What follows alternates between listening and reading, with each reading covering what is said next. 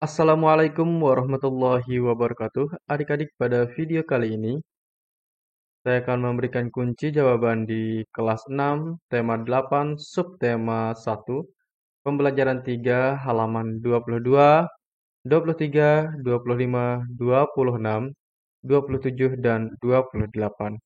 Baik, langsung saja kita jawab di halaman 22. Nah, di halaman 22 kita akan mengisi perkiraan informasi penting yang akan kita dapatkan dari bacaan.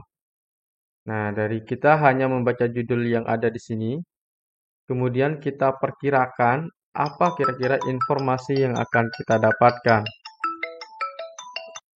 Baik, berikut merupakan perkiraan informasi yang kita akan dapatkan. Yang pertama adalah di kolom sini, negara yang termasuk Asia Tenggara.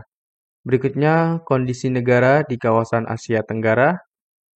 Selanjutnya, hubungan antar negara di kawasan Asia Tenggara. Kemudian letak Asia Tenggara, dan sejarah negara-negara yang ada di Asia Tenggara. Itu perkiraan informasi yang kita akan dapatkan. Berikutnya di halaman 23, di Ayo Mengamati. Perhatikan kembali peta Asia Tenggara, identifikasilah negara-negara yang ada di Asia Tenggara. Negara-negara yang terletak di kawasan Asia Tenggara yaitu Brunei Darussalam, Indonesia, Kamboja, Laos, Malaysia, Myanmar, Filipina, Singapura, Thailand, Timor Leste, dan Vietnam. Itu merupakan negara yang ada di Asia Tenggara, yaitu ada 11 negara. Berikutnya, nah di halaman 23 ini kita akan membandingkan hasil dari kita melakukan perkiraan informasi penting yang akan kita dapatkan pada bacaan dan tentang informasi penting yang kita dapatkan setelah membaca bacaan tersebut.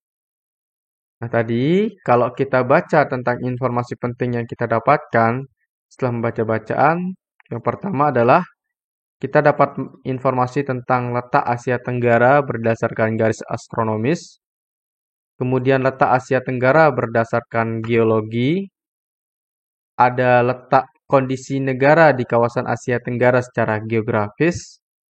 Kemudian informasi penting yang lain adalah akibat letak geografis terhadap cuaca dan kesuburan tanah negara-negara di kawasan Asia Tenggara. Berikutnya, tentang persamaan antara negara-negara di kawasan Asia Tenggara secara geografis. Itu ya untuk setelah kita mendapatkan informasi dari bacaan. Nah, di siang ini yang sebelah kiri tadi kita sudah baca di halaman sebelumnya. Berikutnya kita akan menjawab masih di halaman 23 tentang hasil perbandingan. Setelah kita membandingkan dengan peta pikiran yang ada di atas, berikutnya kita bandingkan melalui tulisan. Perkiraan informasi sebelum membaca teks yaitu negara-negara yang termasuk Asia Tenggara, kondisi negara di kawasan Asia Tenggara, hubungan antar negara di kawasan Asia Tenggara, letak Asia Tenggara, sejarah-sejarah yang ada di Asia Tenggara. Informasi yang didapat setelah membaca teks yaitu letak Asia Tenggara berdasarkan garis astronomis, letak Asia Tenggara berdasarkan geologi, kondisi negara di kawasan Asia Tenggara secara geografis, akibat letak geografis terhadap cuaca dan kesuburan tanah negara-negara di kawasan Asia Tenggara. Persamaan antara negara-negara di kawasan Asia Tenggara secara geografis. Perkiraan informasi yang saya dapatkan dengan informasi yang saya dapatkan setelah membaca teks sangat berbeda. Berikutnya kita akan jawab di halaman 25 tentang kondisi alam Singapura dan fakta menarik tentang negara Singapura. Baik, yang tentang kondisi alam di Singapura, yang pertama adalah Pulau Singapura merupakan pulau terbesar di negara tersebut. Yang kedua, kondisi alam Singapura hampir seluruh wilayahnya berupa dataran rendah. Selanjutnya, Singapura berbatasan dengan Malaysia di Selat Johor. Memiliki 63 pulau kecil. Bukit Timah merupakan lokasi tertinggi di negara Singapura. Berikutnya kita akan mencari fakta menarik tentang negara Singapura. Yang pertama merupakan negara terbersih di kawasan Asia Tenggara. Yang kedua negara kecil namun negara paling maju di Asia Tenggara. Yang ketiga walau negara kecil tapi memiliki cagar alam dan taman botani. Yang keempat Singapura hanya memiliki 63 pulau kecil. Yang kelima, lokasi tertinggi di Singapura hanya setinggi 163,63 meter. Berikutnya kita akan jawab di halaman 26, ada 3 pertanyaan di situ. Untuk pertanyaan pertama, tuliskan hal-hal positif yang dapat kita contoh dari negara Singapura. Hal positif yang dapat dicontoh yaitu 1. Singapura negara kecil namun menjadi negara maju. Positifnya adalah Singapura ini merupakan negara yang maju. Kemudian hal positif kedua, Singapura menjadi negara salah satu tujuan wisata dunia. Yang ketiga, Singapura menjadi negara terbersih dunia. Itu adalah hal positif yang dapat kita contoh, yaitu tentang kebersihan. Yang keempat, warga negara Singapura sangat patuh terhadap peraturan. Yang kelima, Singapura merupakan negara dengan aturan yang ketat. Berikutnya soal nomor 2. Menurutmu mungkinkah negara Indonesia menjadi salah satu negara terbersih di dunia seperti Singapura? Jawabannya, Indonesia bisa saja menjadi salah satu negara terbersih di dunia. Soal nomor 3. Apa yang harus dilakukan oleh masyarakat dan pemerintah Indonesia untuk mencapai tujuan tersebut? Yang harus dilakukan yaitu pertama, tingkatkan kesadaran warga Indonesia harus terus ditingkatkan. Kedua, tingkat pendidikan warga Indonesia harus terus ditingkatkan. Ketiga, pemerintah Indonesia harus membuat aturan yang ketat.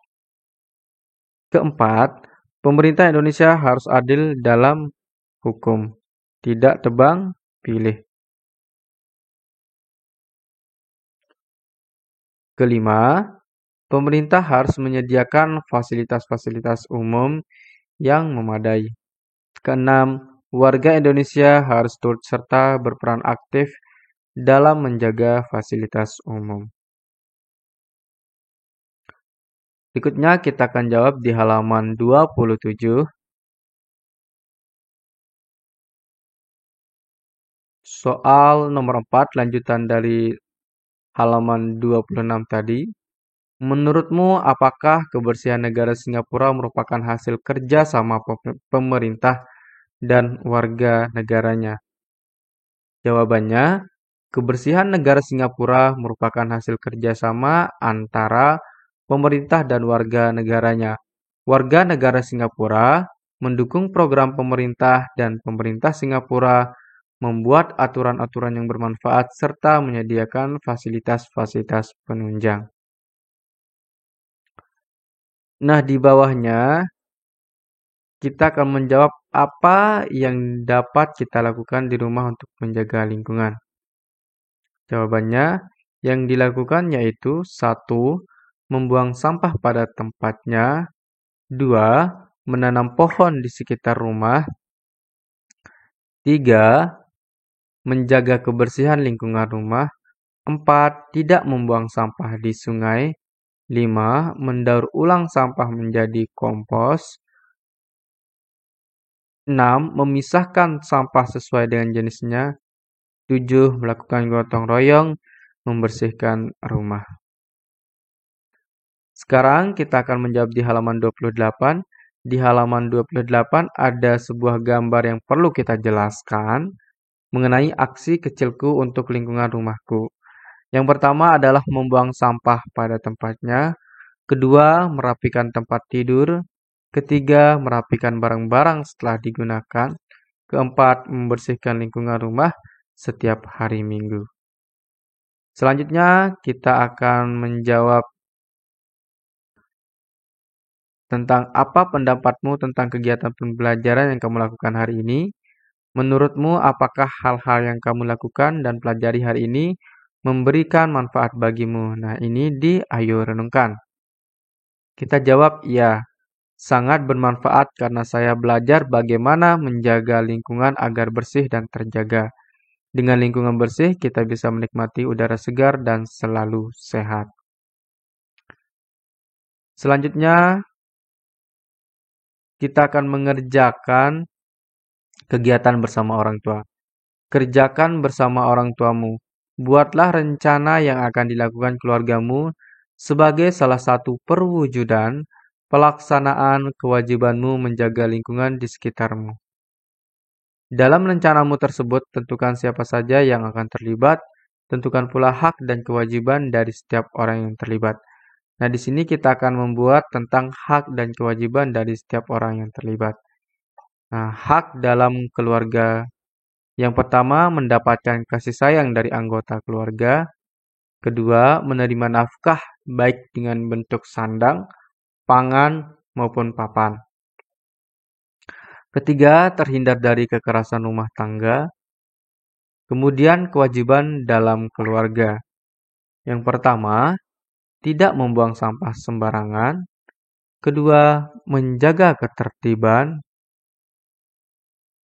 Ketiga, menjaga kelestarian lingkungan sekitar.